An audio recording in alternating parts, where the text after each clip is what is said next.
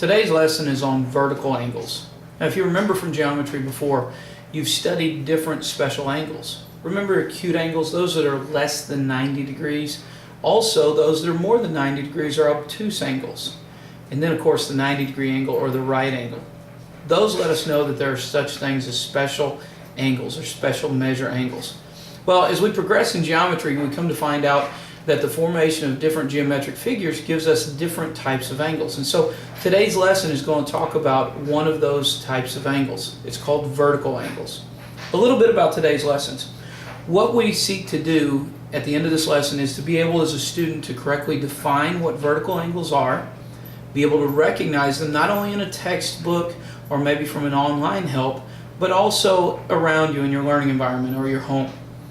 Also, you're going to be able to not only recognize them, but then be able to label them and name them. So let's dive into vertical angles. I took a dowel rod from my garage and just wanted to kind of explain to you the concept of vertical angles. One of the best ways to do that is by thinking about the letter X. When these two lines or these two dowels are intersected, they form four angles. It's very easy to see them.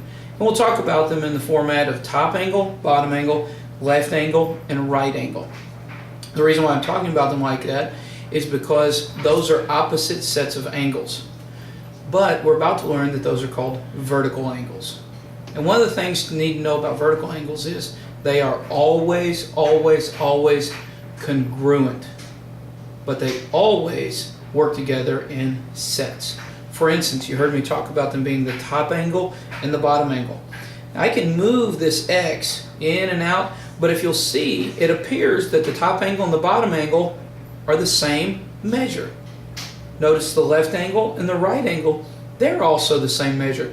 No matter whether it's a 90-degree angle, or if it's smaller than 90 degrees, or in this case, larger than 90 degrees. The important thing that we have to remember about vertical angles is you have to have two lines, they intersect, they form two sets of congruent vertical angles.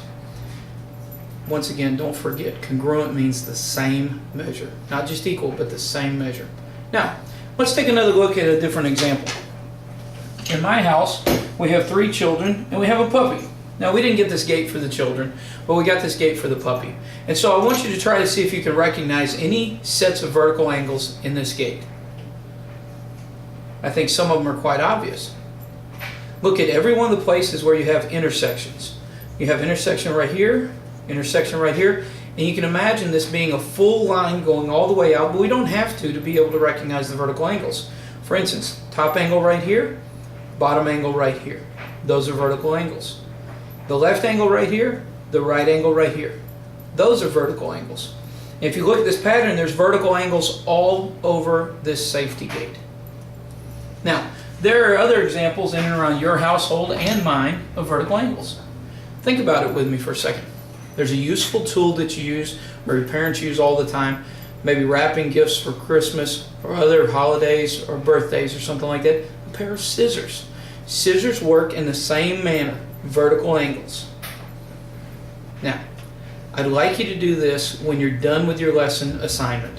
I'd like you to take a few minutes, 5-10 minutes, something like that, and just walk around your house, your learning environment. Take a notepad, pencil, or even your camera, and I'd like you to snap 5 pictures or talk about right now 5 different things around the house that represent vertical angles. If you're able to use your camera, then I want you to send those pictures to me, and they'll give me an opportunity to evaluate whether or not you truly can recognize vertical angles in and around your learning environment.